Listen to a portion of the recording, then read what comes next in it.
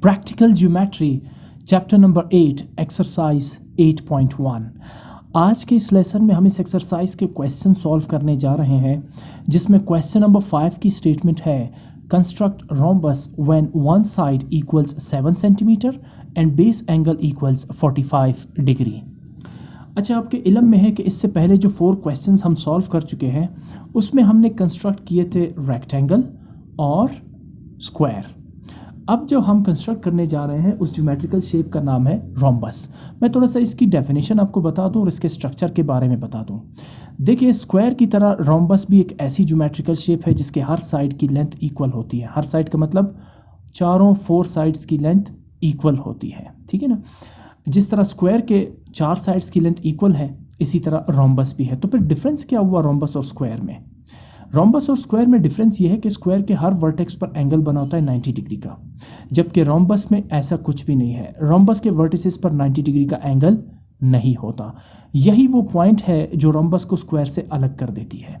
Sides तो इसके भी चारों इक्वल है जिस तरह स्क्वायर के हैं, लेकिन फ़र्क इन दोनों में ये है कि स्क्वायर के हर वर्टेक्स पर एंगल 90 डिग्री का होता है, जबकि यहाँ 90 डिग्री का एंगल किसी भी वर्टेक्स पे नहीं होता।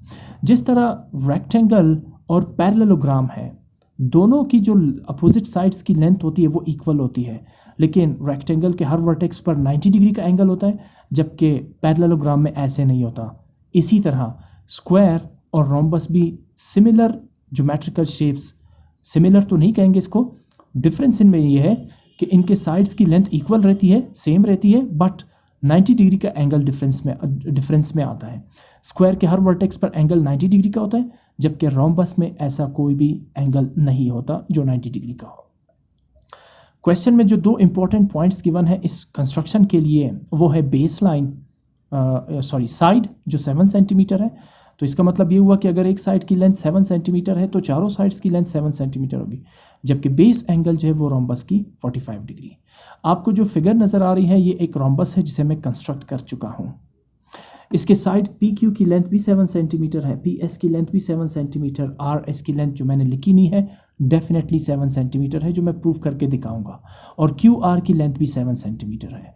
बेस एंगल, ये जो एंगल आपको नज़र आ रही है पॉइंट पी पर, वर्टेक्स पी पर, यह है base angle of the rhombus, जिस पे यह रोम्बस आपको खड़ा हुआ नज़र आ रहा है। यह है बेस साइड और यहीं पर बनने वाला एंगल पी जो है वो बेस एंगल है, जो इस वक्त है 45 डिग्री। मूव करते हैं कंस्ट्रक्शन की तरफ। आपको पता है कि जो भी आप कंस्ट्रक्ट करते हैं उसे आप रिटन फॉर्म में लिखते हैं पॉइंट्स टू पॉइंट, ठीक है ना। तो point to point in written points को लिखने के लिए सबसे पहले जो स्टेप है कंस्ट्रक्शन में वो है draw a line segment P Q of 7 centimetre. अब क्या करेंगे? अब सबसे पहले एक लाइन सेगमेंट ड्रॉ करेंगे पी क्यू जिसकी लेंथ होगी 7 सेंटीमीटर। इसके लिए आप क्या करेंगे? आप 2 पॉइंट्स लगाएंगे अपने जो पेज है वाइट पेज, उस पर पहला पॉइंट आप ड्रॉ करेंगे 0 पे और दूसरा पॉइंट आप ड्रॉ करेंगे 7 सेंटीमीटर पे। मैंने आपसे कहा था कि ज्योमेट्री में लाइन सेगमेंट को ड्रॉ करने का प्रॉपर तरीका ये है कि आप सबसे पहले 2 पॉइंट्स लगाएं, पहले 0 पे और दूसरा 7 पे, और फिर पॉइंट्स को ज्वाइन करेंगे आप, तो ये बन जाएगी एक लाइन सेगमेंट। अगला पॉइंट है कि आप इस लाइन सेगमेंट को नाम दें, इसके एंड पॉइंट्स को। तो मैं पहले पॉइंट को नाम दे रहा हूँ लेफ़्ट पॉइंट को पी, राइट जो पॉइंट है एंड पॉइंट है इस लाइन सेगमेंट का, उसे मैं नाम दे देता हूँ क्यू। मैंने एक लाइन सेगमेंट ड्रॉ की पी क्यू जिसकी लेंथ मैंने रखी है 7 सेंटीमीटर, और यही था हमारा पहला स्टेप्स ऑफ कंस्ट्रक्शन में। आपने देखा कि पहला स्टेप हमने लिखा draw a line segment P Q of 7 centimetre. इसके बाद हमने चूंकि साइड तो ड्रॉ कर दी जिसकी लेंथ है 7 सेंटीमीटर। अब मूव करते हैं बेस एंगल की तरफ। बेस एंगल क्वेश्चन में कितना गिवन है? 45 डिग्री। 45 डिग्री का मतलब ये है कि आप सबसे पहले ड्रॉ करेंगे 180 डिग्री की लाइन का एंगल, और फिर आप 180 डिग्री को जब आप बाइसेक्ट करेंगे, मींस 2 इक्वल पार्ट्स में डिवाइड करेंगे, तो आपके पास 2 एंगल्स बनेंगे 90 डिग्री के। फर्दर जब आप 90 डिग्री के एंगल को बाइसेक्ट करेंगे तो आपके पास आ जाएगा 45 डिग्री का एंगल। तो सबसे पहले क्या करेंगे? आप 180 डिग्री का एक एंगल ड्रॉ करेंगे, यानी हाफ सर्कल ड्रॉ करेंगे। आपने देखा होगा आपके प्रोटेक्टर का जो शेप है, जो शक्ल है, वो हाफ सर्कल है, और एंगल भी 0 से स्टार्ट होके 180 पे जाके रुक जाती है। अच्छा जी, इसके बाद का अगला स्टेप है कि आप इस कंपास की विड्थ को वही रखेंगे जिससे आपने ये हाफ सर्कल ड्रॉ किया था, और कंपास को आप रखेंगे इस फिक्स पॉइंट पे जहाँ पे ये जो हाफ सर्कल है लाइन सेगमेंट पी क्यू को इंटरसेक्ट कर रही है। इस पॉइंट पे आपने कंपास को रख के एक आर्क ड्रॉ करनी है जो इस हाफ सर्कल को इंटरसेक्ट करे। ये जो आर्क है एक्चुअली ये इस हाफ सर्कल को 60 डिग्री के एंगल में डिवाइड करेगी। पहली आर्क 60 डिग्री के एंगल होगी, दूसरी आर्क जब आप ड्रॉ करेंगे वो 60 + 60 120 डिग्री की एंगल बन जाएगी, ठीक है ना। ये आपने 60 डिग्री की एंगल ड्रॉ की, पहले 180, और फिर उसी विड्थ के साथ आप जो आर्क ड्रॉ करेंगे यहाँ पे नया, वो होगा 60 डिग्री का एंगल। फर्दर आप अब कंपास को इस पॉइंट ऑफ इंटरसेक्शन पे रखेंगे, ये जो आर्क्स का पॉइंट ऑफ इंटरसेक्शन है, यहाँ आप कंपास रखेंगे और एक और आर्क ड्रॉ करेंगे इसी हाफ सर्कल पे, इसी 180 डिग्री के एंगल पे, जिसका मतलब ये हुआ कि अब आपने इस 180 डिग्री के एंगल को मार्क कर दिया 120 डिग्री के एंगल पर। इसके साथ साथ आप ऊपर भी एक आर्क ड्रॉ करेंगे, जिसका मतलब ये हुआ कि आप इस 60 डिग्री के एंगल को बाइसेक्ट कर रहे हैं। जब आप 60 डिग्री के एंगल को बाइसेक्ट यानी दो बराबर हिस्सों में डिवाइड करेंगे तो 30 डिग्री का एंगल कंस्ट्रक्ट होगा। तो ये रहा पहले 60 डिग्री का एंगल, फिर 60 में आप ऐड करेंगे 30, तो 60 + 30 90 डिग्री। अब अगला स्टेप आपका ये होगा कि आप इस पॉइंट ऑफ इंटरसेक्शन को बिटवीन द आर्क्स, ये जो आर्क्स के दरमियान पॉइंट ऑफ इंटरसेक्शन है, इसे बड़े एहतियात से इस पॉइंट पी के साथ आप ज्वाइन करेंगे। मेक श्योर कि आप जो लाइन ड्रॉ करेंगे वो इस point of intersection between the arcs और पॉइंट पी के ऊपर से क्रॉस हो। जैसा कि मैंने यहाँ पे लाइन ड्रॉ की, आप देख सकते हैं ये लाइन एग्जैक्टली इस पॉइंट ऑफ इंटरसेक्शन और इस पॉइंट पी को क्रॉस कर रही है।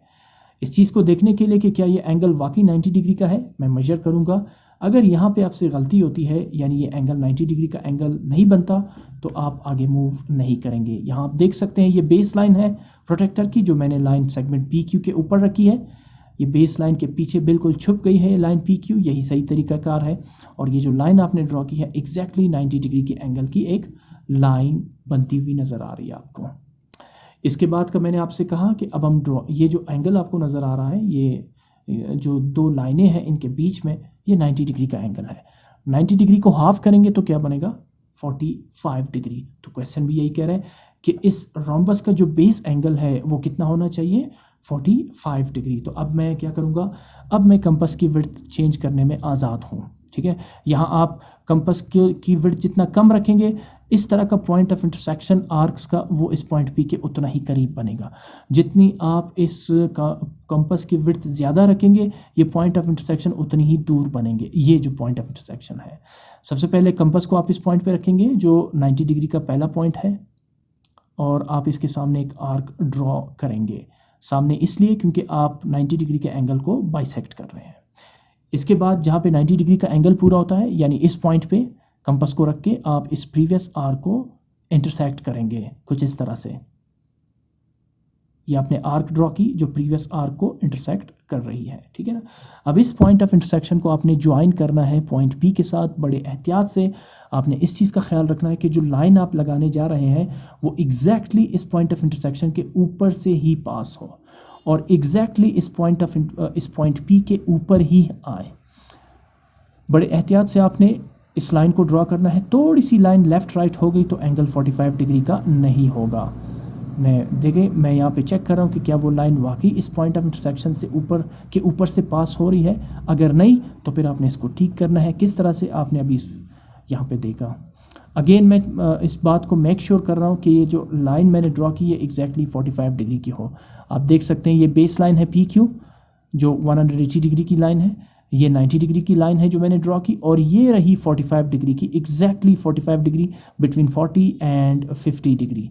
0, 10, 20, 30, 40 एंड 50, और ये 40 और 50 के बीच में 45 डिग्री की एंगल। स्टेप्स ऑफ कंस्ट्रक्शन ठीक जा रहे हैं। हमने पहला स्टेप्स ऑफ कंस्ट्रक्शन में पहला स्टेप क्या लिखा था, draw a line segment P Q of 7 centimetre, हो गई लाइन सेगमेंट 7 सेंटीमीटर। फिर हमने कहा कि draw an angle of 45 degree at point P. ये जो लाइन मैंने 45 डिग्री की ड्रॉ की, इसको मैंने नाम दिया पी एक्स। अब इसकी लेंथ तो हमें पता नहीं है कि कितनी है, बहरहाल इसे मैंने नाम दिया पी एक्स। तो लिहाजा स्टेप्स ऑफ कंस्ट्रक्शन में जो मैं पी एक्स लिखूंगा, ये देख रहे हैं, इसके ऊपर मैं एरो लगाऊंगा। क्यों? क्योंकि इसकी लेंथ मेजर्ड नहीं है। मूव करते हैं आगे। जैसा कि आपके इल्म में है कि साइड पी क्यू जो है वो रोम्बस की फर्स्ट साइड कंसीडर होगी। अब ये जो 45 डिग्री के एंगल आपने ड्रॉ की, इसका मतलब है ये साइड होगी रोम्बस की सेकंड साइड। मैंने आपसे कहा कि रोम्बस स्क्वायर की तरह होता है जिसके चारों साइड्स की लेंथ सेम होती है।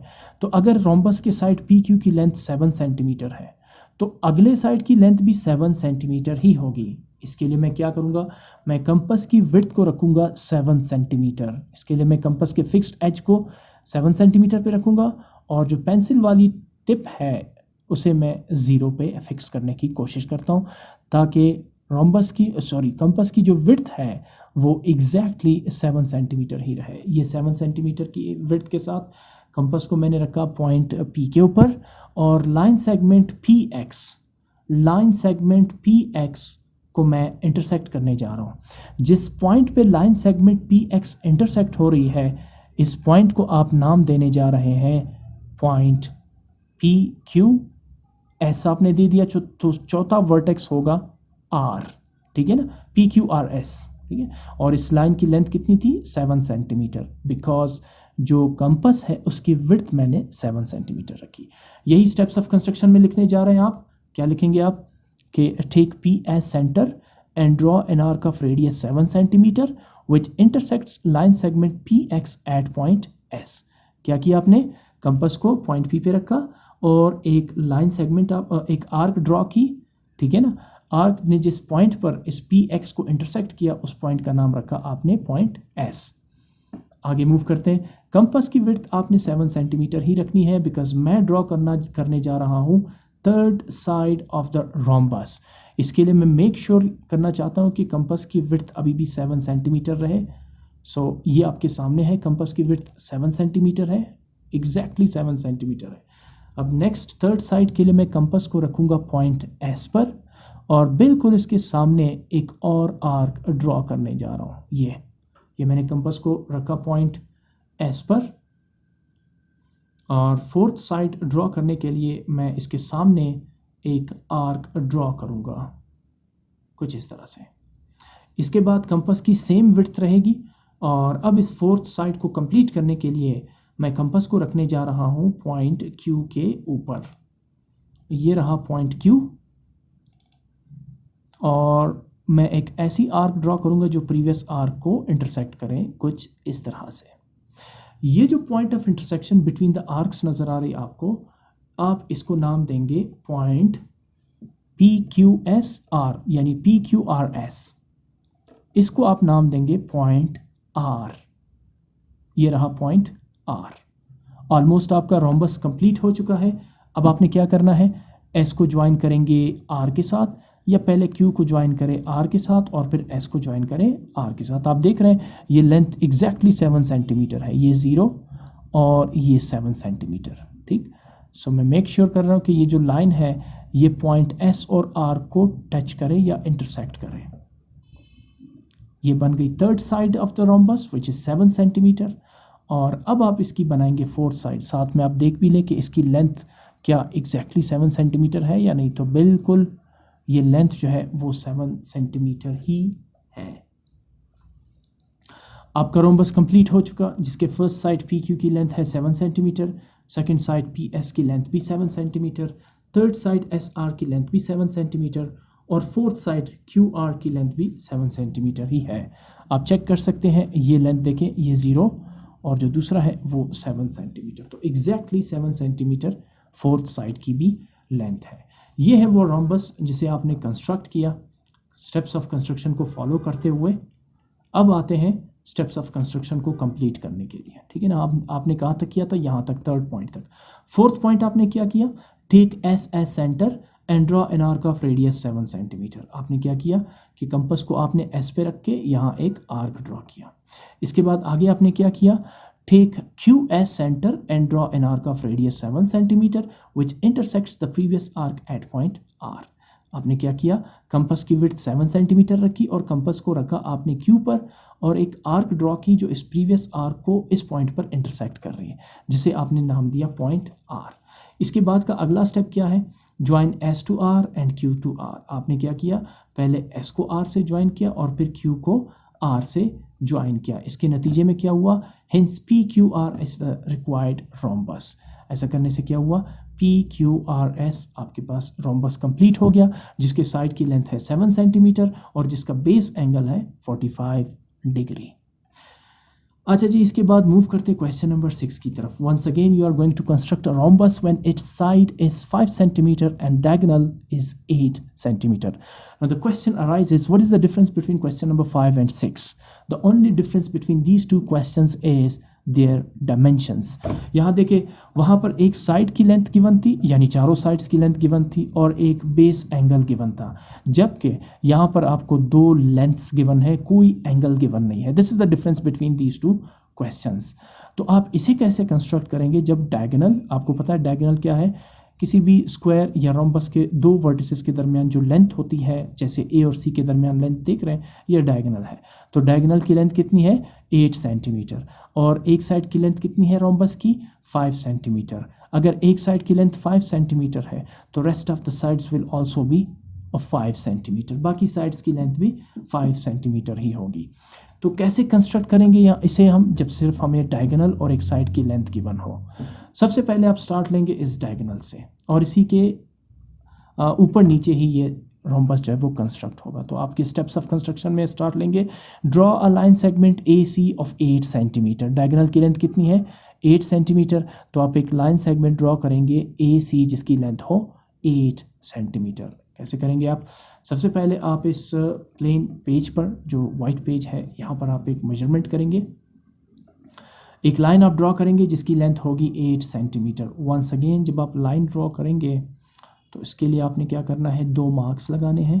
पहला मार्क होगा 0 के ऊपर और दूसरा मार्क होगा 8 सेंटीमीटर के ऊपर, और फिर finally in 2 points of intersection को आप, इन 2 पॉइंट्स को आप ज्वाइन करेंगे। ये पहला मार्क जो 0 पे लगा और ये दूसरा मार्क जो 8 सेंटीमीटर पे लगा, आप इन दोनों पॉइंट्स को ज्वाइन करेंगे, जिससे आपके पास बनेगी एक लाइन सेगमेंट 8 सेंटीमीटर की, और इस लाइन सेगमेंट का नाम आपने क्या रखा है, ए सी। तो आप इसके लेफ्ट पॉइंट को, एंड पॉइंट को नाम देंगे पॉइंट ए और राइट एंड पॉइंट को नाम देंगे पॉइंट सी। इसकी टोटल लेंथ कितनी है इस लाइन सेगमेंट ए सी की, वो भी आप लिख लेंगे यहाँ पर 8 सेंटीमीटर। स्टेप्स ऑफ कंस्ट्रक्शन में पहला स्टेप आपने क्या किया, draw a line segment of 8 centimetre. अब चूंकि हमें एंगल कोई भी गिवन नहीं है तो लिहाजा अब हम एंगल ड्रॉ नहीं करेंगे, डायरेक्ट मूव करते हैं साइड की तरफ। जी, रोम्बस का साइड कितना गिवन है इस क्वेश्चन में, 5 सेंटीमीटर। डायगोनल की लेंथ 8 सेंटीमीटर और साइड की लेंथ 5 सेंटीमीटर। तो लिहाजा अब मैं कंपास की विड्थ फिक्स करने जा रहा हूँ 7 सेंटीमीटर, 5 सेंटीमीटर। इसके लिए मैं कंपास की फिक्स एज को रखूँगा 5 पे और पेंसिल की टिप को रखूँगा 0 पे, जिससे ये कंपास की जो विड्थ है ये बन जाएगी 5 सेंटीमीटर। ये आप देख सकते हैं, ये 5 सेंटीमीटर की लेंथ, विड्थ मैंने रखी कंपास की। और अब मैं कंपास को रखने जा रहा हूँ पॉइंट ए के ऊपर और इस लाइन सेगमेंट ए सी के ऊपर एक आर्क ड्रॉ करने जा रहा हूँ। मेक श्योर आप अपने जहन में रखें कि आप आर्क को एक ऐसी पोजीशन पे ड्रॉ करें कि आपको जब कंपास पॉइंट सी पे रखना पड़े तो आर्क ड्रॉ करते वक्त ये नया आर्क इस प्रीवियस आर्क को इंटरसेक्ट करे। यानी यहाँ आप ड्रॉ नहीं कर सकते, बीच में ड्रॉ करें ताकि ये दोनों आर्क्स एक दूसरे को इंटरसेक्ट करें। ये क्या किया आपने कंपास को पहले रखा पॉइंट ए पर, एक आर्क ड्रॉ की और फिर उसी विड्थ के साथ, एक्चुअली ये क्या बन रहे हैं, ये साइड्स बन रहे हैं ना, तो साइड्स तो रोम्बस के सेम होते हैं, लिहाजा उसी विड्थ के साथ आप कंपास को रखेंगे पॉइंट सी पर और एक और आर्क ड्रॉ करेंगे। ये मैं थोड़ा सा जूम कर देता हूँ, ये, जिससे ये दोनों आर्क्स किसी एक पॉइंट पर एक दूसरे को इंटरसेक्ट करेंगे। तो अब आते हैं स्टेप्स ऑफ कंस्ट्रक्शन में। आपने थोड़ा सा वर्क किया जी। पहला स्टेप क्या था आपका, 1, draw line segment A C of 8 centimetre, done. Second step, take A as centre, आपने कंपास को ए पे रखा and draw arcs of radius 5 centimetre on either side of A C. ठीक है ना। इस सेंटेंस का मतलब क्या होगा, इसका मतलब ये है, वैसे तो आपने सिर्फ ए पे नहीं रखा, यहाँ पे वर्ड यूज हुआ है ईदर साइड। आपने इस लाइन सेगमेंट ए सी के दोनों साइड्स पे कंपास को रख के दो आर्क्स ड्रॉ करने हैं जो एक दूसरे को इंटरसेक्ट करें। फिर से देखें, take A as centre and draw arcs of radius A C, बल्कि यहाँ पर अगर मैं लिखूँ take A C line segment A C, बल्कि रहने दे इसी तरह ठीक है, टेक ए एज सेंटर, या फिर आप इसको डिटेल के साथ ऐसे भी लिख सकते हैं, take A as centre and draw an arc of radius 5 centimetre. फिर उसके बाद लिखिए take C as centre and draw another arc which intersects the previous arc at point B C D, whatever जो आप उसको नाम देना चाहें, मैं इसकी बात कर रहा हूँ, इस पॉइंट ऑफ इंटरसेक्शन की। पहले आपने कॉम्पस को रखा पॉइंट ए पे और फिर आपने कॉम्पस को रखा पॉइंट सी पर, दोनों आर्क्स एक दूसरे को इंटरसेक्ट कर रहे हैं। इस सेंटेंस को आप इस तरह भी लिख सकते हैं, ये जो मैथमेटिक्स में इस तरह भी ठीक कंसीडर किया जाएगा, take A as centre and draw arcs, यहाँ पे आर्क नहीं है आर्क्स, आपने 2 आर्क्स ड्रॉ किए जिनके रेडियस क्या थे 5 centimetre on either side of line segment A C. Line segment A C के दोनों साइड पे पहले पॉइंट ए पे रख के आर्क ड्रॉ किया और फिर आपने पॉइंट सी पे रख के आर्क ड्रॉ कर दिया। इस प्रोसेस को अब आप रिपीट करने जा रहे हैं, ठीक है ना। इस प्रोसेस को रिपीट करने के लिए आप क्या करेंगे, अब आप कंपास को रखेंगे पॉइंट सी पर पहले, ठीक है ना, और फिर आप रखेंगे इसको पॉइंट बी पर, ठीक है। पहले मैं इस पॉइंट को नाम दे देता हूं, इस पॉइंट को मैं नाम देने जा रहा हूं पॉइंट डी, और अब मैं कंपास को उसी विड्थ के साथ, बिकॉज मैं साइड्स ड्रॉ कर रहा हूं तो मैं कंपास को उसी विड्थ के साथ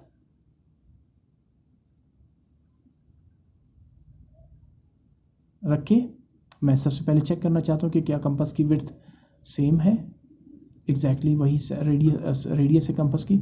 अब मैं कंपास को पॉइंट सी पे रख के एक आर्क ड्रॉ करूंगा और उसके बाद मैं कंपास को पॉइंट ए पे रख के एक और आर्क ड्रॉ करूंगा जो इस प्रीवियस आर्क को इंटरसेक्ट करेगी, दैट्स इट। और अब मैं इस पॉइंट ऑफ इंटरसेक्शन को, जैसे वहाँ पे मैंने नाम रखा डी, तो यहाँ पे नाम रखूंगा बी, यानी ए बी सी डी, ये रोम्बस बनेगा एंटी क्लॉकवाइज डायरेक्शन में, ए बी सी डी। आते हैं थोड़ा स्टेप्स ऑफ कंस्ट्रक्शन की तरफ। अगला स्टेप ये होगा कि टेक सी एज सेंटर, आपने कंपास को सी पे रखा एंड ड्रॉ आर्क्स, फिर 2 आर्क्स लगाए आपने of radius 5 centimetre on either side of line segment A C. इस लाइन सेगमेंट ए सी के दोनों तरफ आपने आर्क्स ड्रॉ किए which intersects previous arcs at point B and D. इसका एक मतलब ये भी हो सकता है, देखें आपने क्या किया, आप पहले कंपास को रखेंगे, मैं थोड़ा सा रिवर्स कर देता हूँ ताकि स्केल सामने से हट जाए, ये आप पहले कंपास को रखेंगे पॉइंट ए पर और एक आर्क आप ऊपर ड्रॉ करेंगे यहाँ पे ये, और एक आर्क आप नीचे ड्रॉ करेंगे।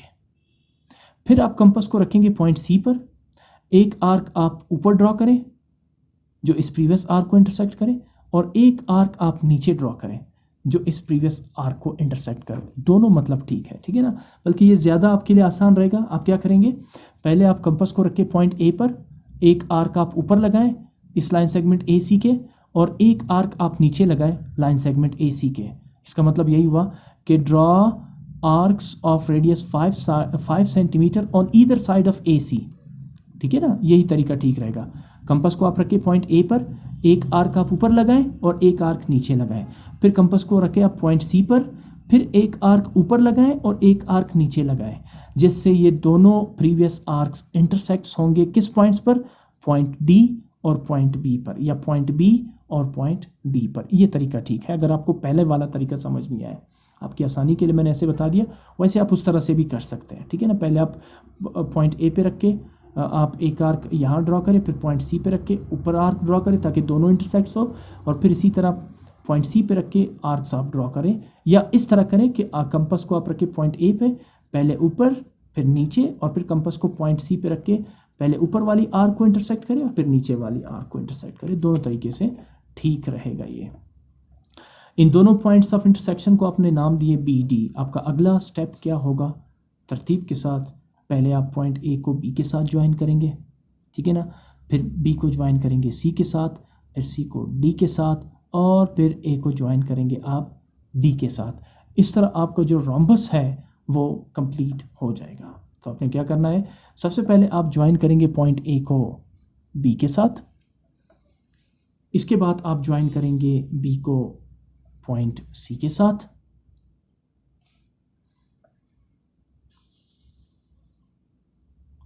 इसके बाद आप ज्वाइन करने जा रहे हैं सी को डी के साथ, ये आप पॉइंट सी को पॉइंट डी के साथ ज्वाइन करेंगे। मेक श्योर कि ये line in point of intersections को, यानी पॉइंट सी और पॉइंट डी को इंटरसेक्ट करे या टच करे, ऊपर नीचे ना हो। और इसके बाद फाइनली आप ज्वाइन करने जा रहे हैं डी ए या ए डी को। इस तरह से आपका रोम्बस कंप्लीट हो जाएगा। एक ऐसा रोम्बस जिसके साइड की लेंथ होगी 5 सेंटीमीटर और जिसके डायगोनल की लेंथ होगी 8 सेंटीमीटर। तो इस तरह आप रोम्बस को कंस्ट्रक्ट कर सकते हैं अगर आपको डायगोनल और साइड की लेंथ गिवन हो। पिछले में आपने देखा कि किस तरह से आप रोम्बस को ड्रॉ कर सकते हैं अगर आपको बेस लाइन और साइड और बेस एंगल गिवन हो। चारों साइड्स की लेंथ 5 सेंटीमीटर ही होगी, तो मैं हर साइड की तरफ 5 सेंटीमीटर ही लिखने जा रहा हूँ और डायगोनल की लेंथ 8 सेंटीमीटर है, जैसा कि आप देख सकते हैं इसमें। ये आपका रोम्बस जो है वो कंप्लीट हो गया according to the given conditions. Base line 8 centimetre और साइड की length 5 centimetre. Steps of construction को कंप्लीट करते हैं। टेक सी एज सेंटर, मैंने आपसे कहा कि सी पे कंपास रख के draw arcs of radius 5 centimetre और either sides of line segment A C. Line segment A C के ऊपर और नीचे भी आप आर्क्स ड्रॉ करेंगे which intersects previous arcs at point B and D, जो previous arcs को B और D पर intersect करेंगे, जो जैसा कि आपने देख लिया। और इसके बाद join A to B, B to C, C to D and A to D। उसके बाद इन सारे पॉइंट्स को ज्वाइन करेंगे। Hence ABCD is the required rhombus। इस तरह से आपका ये जो rhombus है ABCD वो कंप्लीट हो जाएगा।